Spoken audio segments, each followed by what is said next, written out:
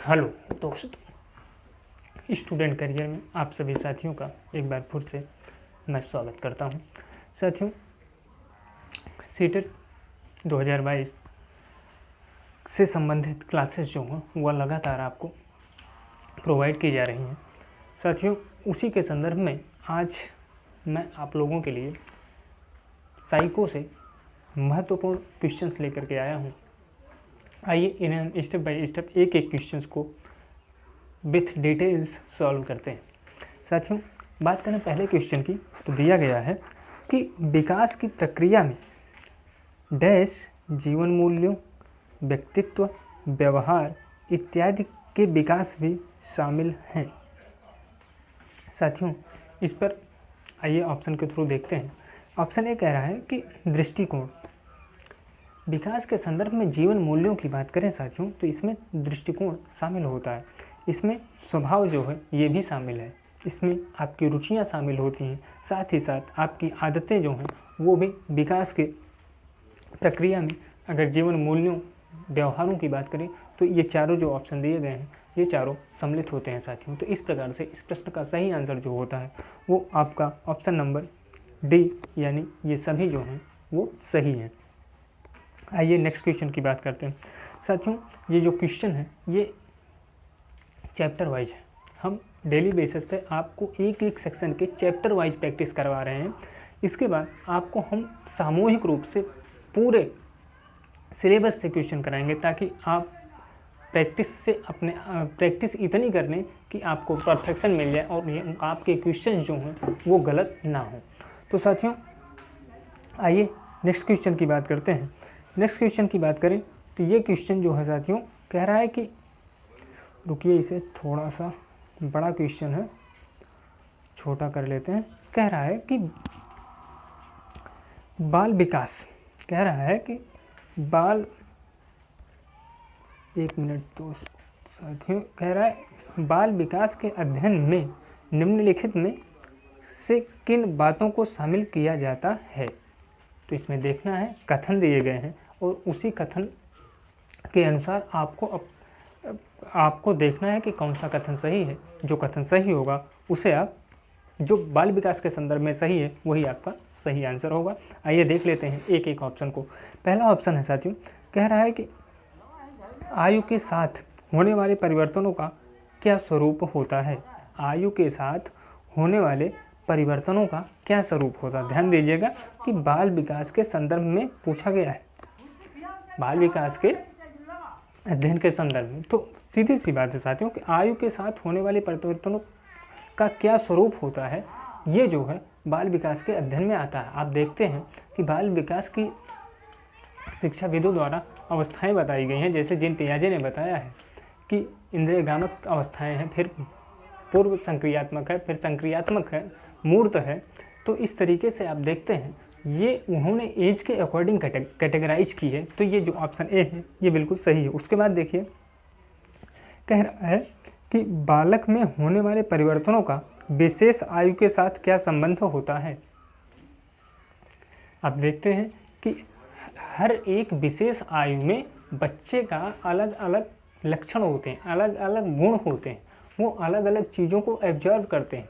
उनके सोचने की क्षमता, उनके शारीरिक विकास की स्थितियां जो होती हैं वो अलग अलग होती हैं। तो इस प्रकार से ये भी ऑप्शन जो है वो सही हो जाता है। फिर कह रहा है कि बालक में होने, तीसरी ऑप्शन है साथियों कि कह रहा है कि बालकों में पाई जाने वाली व्यक्तिगत विभिन्नताओं के लिए किस प्रकार के आनुवांशिक एवं परिवेशजन्य प्रभाव उत्तरदायी होते हैं।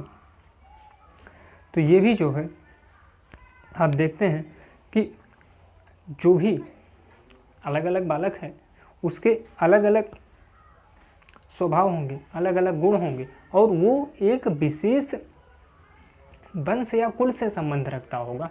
तो उसके अंदर उस विशेष वंश या कुल का कैरेक्टर आएगा और जिस परिवेश में वो रहता है उस परिवेश का भी प्रभाव बच्चे के विकास में पड़ता है। तो इस तरीके से ये जो तीनों बातें कही गई हैं ये तीनों बातें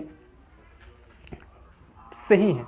तो इस बाल विकास के अध्ययन के संदर्भ में ये तीनों बातें बिल्कुल सटीक हैं। तो इस तरीके से आपके इस प्रश्न का जो सही जवाब हो जाएगा साथियों वो ऑप्शन नंबर डी, यानी ऊपर की तीनों बातें बाल विकास के अध्ययन के संदर्भ में बिल्कुल सटीक हैं। आइए नेक्स्ट क्वेश्चन की बात करते हैं। नेक्स्ट क्वेश्चन, अच्छा ये सीटेट के पॉइंट्स ऑफ व्यू से साथियों बहुत ही इम्पोर्टेंट क्वेश्चंस हैं और आप देखते हैं कि सीटेट में जो है वो क्वेश्चन थोड़े लेंदी होते हैं, बड़े बड़े होते हैं, लेकिन अगर क्वेश्चंस को आप समझ पाते हैं, आप क्वेश्चन को पढ़ पाते हैं तो आप देखेंगे कि आप क्वेश्चन के उत्तर के बहुत पास चले जाएंगे अगर आप क्वेश्चन को ध्यान से पढ़ेंगे। तो ये चीज़ें बहुत महत्वपूर्ण हो जाती हैं सीटेट के एग्ज़ाम में। आइए नेक्स्ट क्वेश्चन की बात करते हैं। कह रहा है कि आप अपनी कक्षा में से कुछ छात्रों को चुनकर 6 महीने में उनमें होने वाले विकास की एक रिपोर्ट तैयार करना चाहते हैं, तो इसके लिए आप निम्न में से क्या चुनेंगे। ये एप्लीकेशन बेस्ड क्वेश्चन है साथियों। तो आइए देखते हैं कि 6 महीने के अंदर 6 महीने के लिए आप कुछ छात्रों को चुनते हैं तो उसमें आप कौन कौन सी चीज़ें एब्जॉर्ब करेंगे बच्चे की, जिससे कि आपकी जो रिपोर्ट बने विकास के संदर्भ में वो अच्छी रिपोर्ट बने। तो आइए देख लेते हैं। कह रहा है कि प्रत्येक माह उनकी लंबाई मापेंगे। आइए नेक्स्ट की बात कर लेते हैं। प्रत्येक माह उनका वजन मापेंगे। तो बात तो सही है कि अगर बच्चे का विकास होगा तो उसकी लंबाई बढ़ेगी, अगर बच्चा विकास कर रहा है तो उसका वजन भी बढ़ेगा। आगे भी देख लेते हैं और सब और क्या कह रहा है ऑप्शन।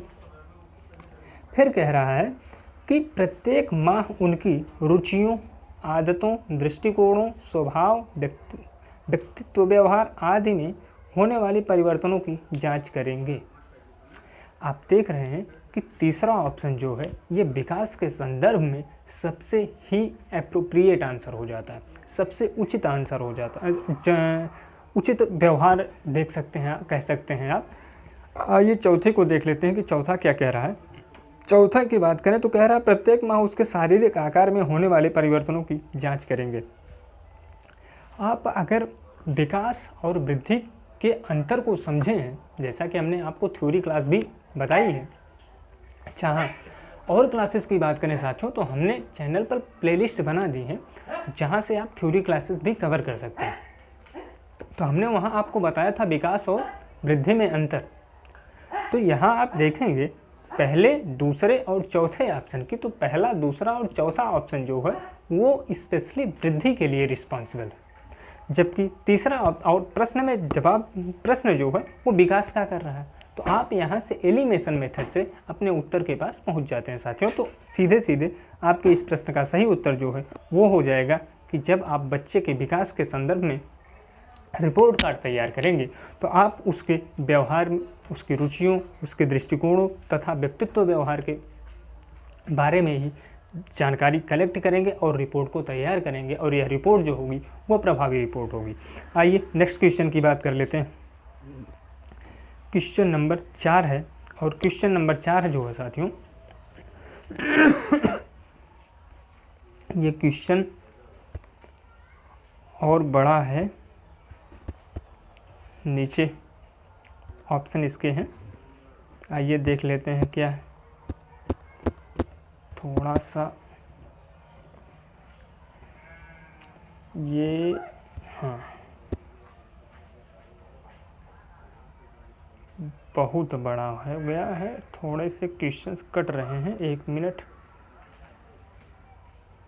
थोड़ा सा मैनेज कीजिएगा साथियों। ये दूसरे पेज पर है, बहरहाल स्पष्ट दिखाई देगा आपको। हाँ देखिए, कह रहा है कि निम्नलिखित में से कौन सा कथन सत्य है, ठीक है ना। तो आइए 3 कथन जो हैं वो असत्य हैं और एक ही कथन इसमें सत्य है, हमें उसी को ढूंढना है।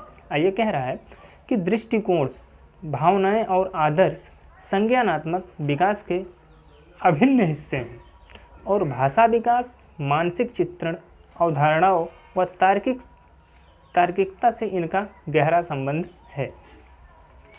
आप ध्यान से देखेंगे जो चीज़ें ये कह रही हैं कि ये सीधे सीधे अब क्या है, कह रहा है कि दृष्टिकोण, ध्यान दीजिएगा, कह रहा है दृष्टिकोण, भावनाएं और आदर्श।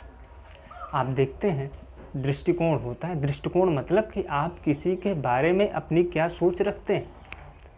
भावनाएं इमोशन की बात है, सीधे सीधे ये आपके संज्ञान पर निर्भर करता है, तर्क आपके संज्ञान पर निर्भर करता है। तो जो बातें इसमें कही गई हैं वो बिल्कुल सटीक कही गई हैं।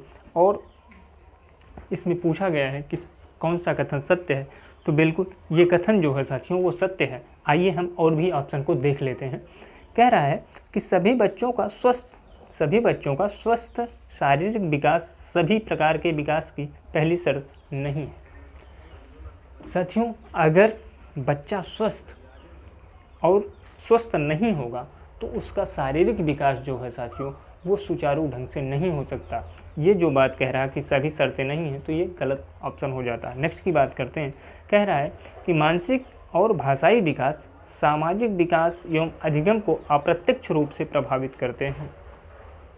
सामाजिक विकास आपका तभी होगा जब आपके पास भाषा होगी। अगर आपके पास भाषा ही नहीं होगी तो आपका सामाजिक विकास नहीं हो सकता।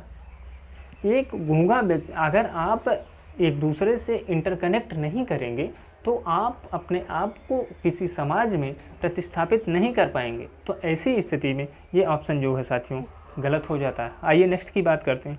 कह रहा है बालक के संतुलित विकास में उसके संवेगात्मक विकास की नहीं बल्कि शारीरिक विकास की अहम भूमिका होती है।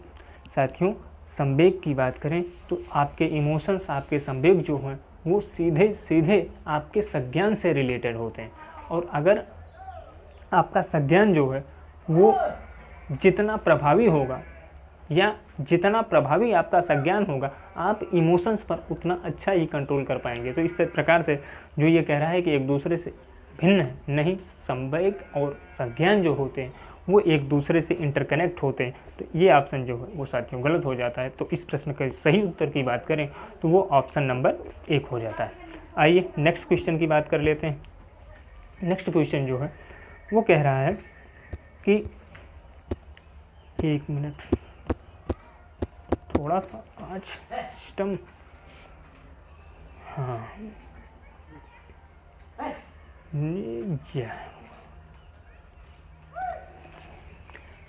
पाँचवें क्वेश्चन की बात करें तो पाँचवा क्वेश्चन जो है साथियों वो कह रहा है कि किसके परिणाम स्वरूप बालक अपने निरंतर बदलते हुए वातावरण में ठीक प्रकार समायोजन करने में सक्षम हो पाता है। सर्वाधिक उपयुक्त विकल्प का चयन कीजिए। प्रश्न कह रहा है कि निरंतर वातावरण में ठीक ठाक प्रकार से समायोजन करने में सक्षम है अगर बालक, तो वह किस चीज़ को डिनोट कर रहा है, इसी चीज़ को देखना। तो सीधी सी बात है साथियों, अगर आप कहीं किसी समाज में या किसी, अगर वातावरण की बात करें हैं तो सीधे सीधे ये समाज पर डिपेंड करता है। अगर आप किसी भी समाज में अपने आप को प्रतिस्थापित कर पाते हैं तो इसका मतलब कि आपके सोचने की क्षमता, आपका भाषाई विकास जो है वो अच्छा डेवलप हुआ है। और ये चीज़ें जो डेवलप हुई हैं वो सीधे सीधे आपके संज्ञान को डिनोट करती हैं। तो देख लीजिए, जहाँ संज्ञान से संबंधित आपका विकल्प होगा वही आपके प्रश्न का सही उत्तर होगा। तो आइए देख लेते हैं। पहला ही ऑप्शन साथियों मिल जाता है, संज्ञानात्मक विकास, और यही इस प्रश्न का सही उत्तर हो जाता है। आइए नीचे जाने की आवश्यकता ही नहीं है आपको।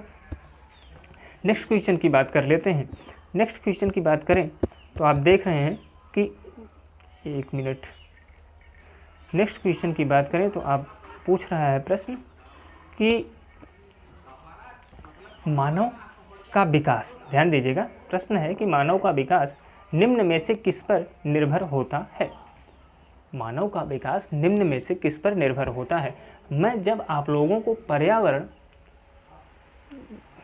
जब मैं आपको पढ़ा रहा था वृद्धि एवं विकास, तभी मैंने आपको बताया था कि एक बालक का विकास जो होता है वो वातावरण और किस पर निर्भर करता है, वंशानुक्रम पर।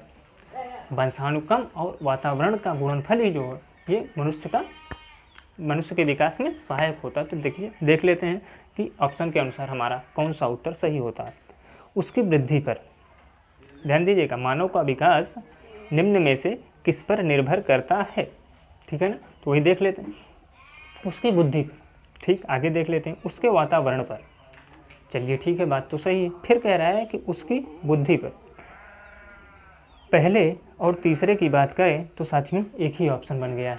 नेक्स्ट की बात कर लेते हैं। कह रहा है चौथे की कि उसकी वृद्धि तथा वातावरण से मिलने वाली परिपक्वता पर। चीज़ें आप देखेंगे। उसकी बुद्धि की बात करें साथियों, तो बुद्धि जो है ये कहीं ना कहीं आप देखेंगे कि आप बच्चे के वंशानुक्रम पर भी डिपेंड करती है। बच्चे के माता पिता या पूर्वज कैसे थे, ये चीज़ें कहीं ना कहीं बच्चे के मानसिक या संज्ञानात्मक विकास पर असर डालती हैं। और उसके बाद आप देखेंगे यहाँ सीधे सीधे कह रहा है वातावरण से मिलने वाली परिपक्वता पर। तो आपका जो ऑप्शन, ये ऑप्शन नंबर 4 दिया गया है, इसमें आनुवांशिकता इनडायरेक्टली दिया गया है और वातावरण को इसने डायरेक्ट दे दिया है। तो मानव का विकास जो है वो वंशानुक्रम और वातावरण के गुणनफल का परिणाम है। तो इस प्रकार से आपका जो ऑप्शन नंबर 4 है यही इस प्रश्न का सही उत्तर हो जाता है। आइए नेक्स्ट क्वेश्चन की बात करते हैं। नेक्स्ट क्वेश्चन की बात करें तो क्वेश्चन नंबर 7 है साथियों। क्वेश्चन नंबर 7 जो है वो कह रहा है कि कौन सी पाठ्यचर्या सर्वाधिक उपयुक्त होगी। पाठ्यचर्या से संबंधित प्रश्न है साथियों। कह रहा है कि कौन सी पाठ्यचर्या सर्वाधिक उपयुक्त है। तो देखते हैं ऑप्शन नंबर 1 को। कह रहा है बालक के शारीरिक व मानसिक विकास के अंतर संबंधों के अनुकूल। बालक के शारीरिक और मानसिक विकास के अंतर संबंध के अनुकूल। बात बिल्कुल सही है, क्योंकि जो पाठ्यचर्या होनी चाहिए उसमें बच्चे का शारीरिक विकास भी हो और मानसिक विकास भी हो। तो ऐसी जो पाठ्यचर्या होती है मित्रों, वो सर्वोत्तम प्रकार की सबसे उचित पाठ्यचर्या होती है। इस प्रकार अगर देखा जाए तो यही इस प्रश्न का सही उत्तर होगा। और भी ऑप्शन हम देख लेते हैं। कह रहा है देश की सभ्यता और संस्कृति के अनुकूल। साथियों पाठ्यक्रम जो है वो बिल्कुल धर्म से संबंधित या संस्कृति से संबंधित नहीं होती चाहिए, बल्कि उसे एक बच्चे के सर्वांगीण विकास को ध्यान में रख करके पाठ्यक्रम या पाठ्यचर्या को तैयार किया जाना चाहिए। तो ये ऑप्शन गलत हो जाता है। फिर कह रहा है बाल के शारीरिक व सामाजिक विकास के अंतर संबंधों को अनुकूल। साथियों ये विकल्प जो है, ये विकल्प अगर बात करें सामाजिक विकास और शारीरिक विकास की, तो ये ऑप्शन बन सकता है। आप देखेंगे ये इस प्रश्न में जो 2 ऑप्शन है वो बिल्कुल क्लोज हैं। अब आपको देखना है कि कौन सा ऑप्शन जो है वो ज़्यादा प्रभावी है। अगर बात करें हम सामाजिक विकास की, तो सामाजिक विकास जो है ये मानसिक विकास का ही एक पहलू है। ध्यान दीजिएगा, सामाजिक विकास जो है यह मानसिक विकास का ही पहलू है।